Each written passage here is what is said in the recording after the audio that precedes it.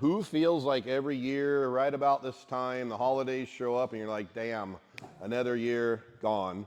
And you look back in that rear view mirror and you're like, I knew, but this year was supposed to be the one. This was like, I remember in January of 2024, this will be the year. Who's ever had those reflections or thoughts come to mind? Yeah? I know I have many times, right? Seems like every year is just like a repeat of last year, right? And that's why we're here today on this journey, is so that we pivot. Because change takes a lot of work. A lot of people think that changing your business, changing your life, can just happen at an event. And especially us blue collar people, we're kind of conditioned and programmed by the nature of our trade and what we do. Like if there's a problem, the AC unit breaks, you go buy something, you install the something, and then 55-degree air, and the customers are happy, and then you move on to the next thing, right? And we think that's how it works for our life and our business. And unfortunately, fixing us and fixing our whole world, it's not like a go buy a thing and apply the thing and then voila. Who can relate to what I'm saying here? Right? Does that make sense? So I spent a lot of years going to like events and going to the conference and the this and the that and the Kool-Aid fest of all these things about a decade ago when I began my personal development journey. And I eventually woke up one day after 3 years of going to all these things. I was going to the next new thing, and they were cool and they were fun, and I met some amazing people, and I would get some nuggets here and there. But I would go get to the thing and I would come back all pumped up and on fire, and my employees are probably like, oh, here we go again. He just came back from Tony Robbins or this or that or ACA or SMACNA or fill in the blank, iHockey, this, that guru, this guru, right? It's like this artificial go-go juice that you come back to your family with. Heather, can you relate to what I'm saying? Like, how many times did I do this? I come back on fire and I would tell Heather, now I've got the magic pill. I knew it. I finally got it. I went to Dallas and I found that little tiny magical thing that they've been hiding from all of us entrepreneurs, right? So we think.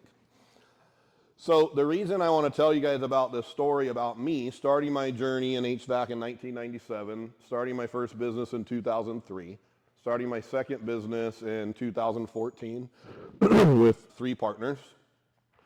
Right about that 2014, 15, 16 mark was when I kept smacking that glass ceiling. I'm like, what is going on? It's make money, lose money. I'm happy, I'm sad. I'm having fun, I'm depressed. And I just got tired of that hamster wheel effect that you guys hear me talk about all the time. It's just like, why am I going in circles? What is going on here? And I started investing in the coaching, the gurus, the seminars, and all this stuff. And then what I eventually came to realize was that it's not going and buying a thing, for one. For two, it's buying the right thing and then understanding that changing me, this and this, which then would change my business, is a pursuit. It's a lifestyle. It's not an event. It's a journey. As you guys saw on the flags outside, transformation is a lifelong journey.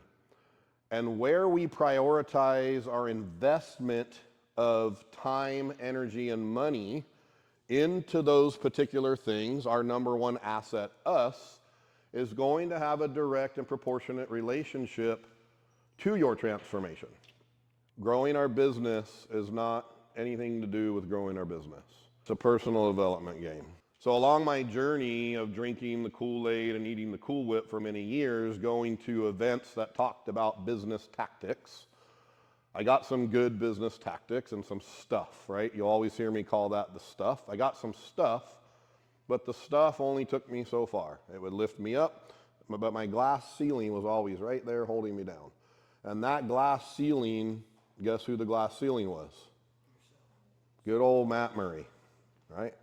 The enemy and the friend inside me.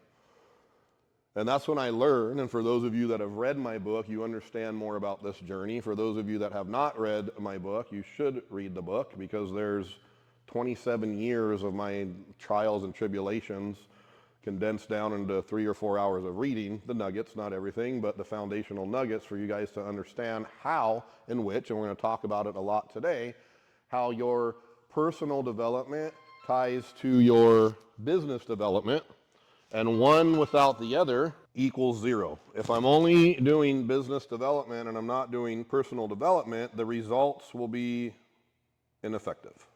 And then sometimes we start to prove to ourselves that we can't, right? We have this little inherent flaw where we overcommit, underdeliver, and then that starts to reprogram our thermostat that goes, oh, look, you can't.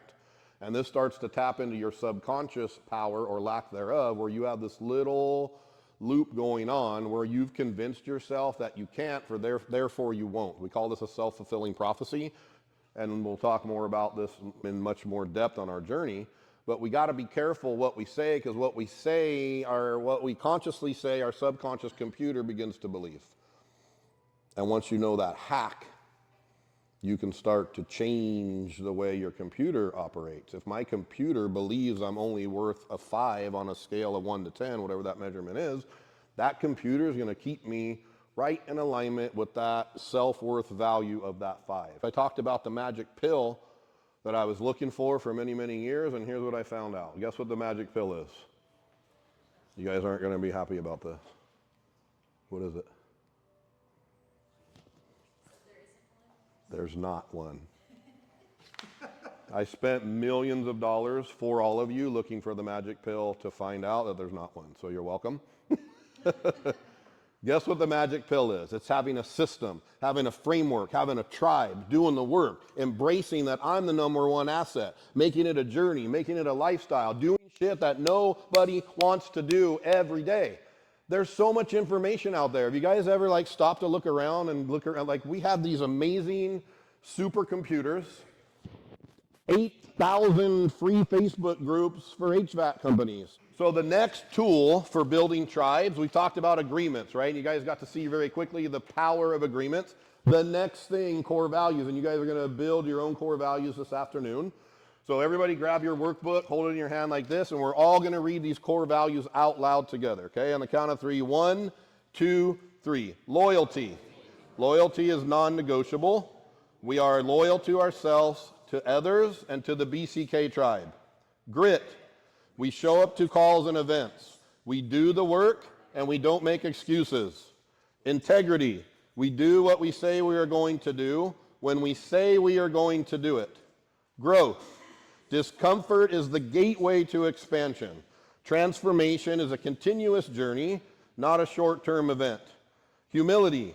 We embrace the struggle, ask for help, and always lift others up. So what I would recommend for you all to do is at the end of the day, you'll be leaving here with your core values designed and developed. That's why there's core values cards here sitting on the table. You guys can all have a seat. Nice job. What would it look like for you? Well, let me pause. Who felt a little uncomfortable standing up and doing that right now? Who was just like, that was a little weird, why did we do that? Anybody? Or was everyone like, no, it was perfectly cool? Okay, good. Little weird? Okay, good. Got it. Imagine if in your organization, whether you have 1 employee or 100, if every meeting started with stating your core values out loud, okay? This is how I would recommend you guys to start thinking, okay? And then establishing core values also in your household. We have core values in our company, Evolution Mechanical. As you can see here very clearly, we have core values in the Blue Collar King tribe. We also have core values in the Murray household kingdom that my kids know and my kids coach me on. I was just sharing with Heather last night. In the morning when we drop the kids off, we review the fruits of the Spirit with the children on the way to school. We review our family core values on the way to school. And then I ask each of them, which fruit of the Spirit do you think you need to focus on right now? Which core value do you think you need to focus on right now? And then I have them to give me feedback. Which fruit of the Spirit does Dad need to get better at? Which core value does Dad need to get better on and focus on? I'm exhibiting for them structure. I'm showing them the values. And then I'm exhibiting what a relationship, an environment of truth looks like and feedback.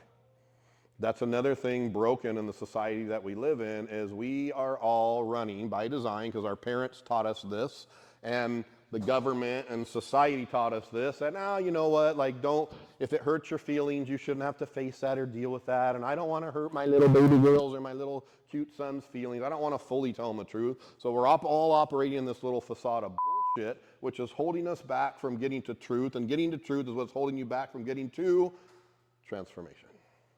Make sense? So how you guys want to operate is with a word that took me a long time to embrace called humility. Ego is not your amigo. It can be your amigo, but we got to get more humble with our people. We have to show and exhibit with our employees and with our children that we've got structure, we've got core values, and we're going to coach each other. So I want you guys to write this down. I need to create a coaching environment. We need to embrace an environment of transformation, evolution, and growth. And then we need to embrace an environment that we're going to coach each other. What I've exhibited for you guys or shown you is the framework, the tools to have powerful agreements and core values to operate in alignment with humans. Now what you're going to do is create these frameworks. You're going to go home and create your agreement sheet, your manifesto. You're going to leave here with core values. You're going to practice them, get comfortable with them. Then you're going to meet with your people in your organization and say, hey, I'm really excited to let you know that I've not been leading at the highest level and I've been working on myself. And I got a coach and I got a tribe now and I'm going to start getting better and start learning and improving. For things to get better, I have to get better. For things to change, I have to change.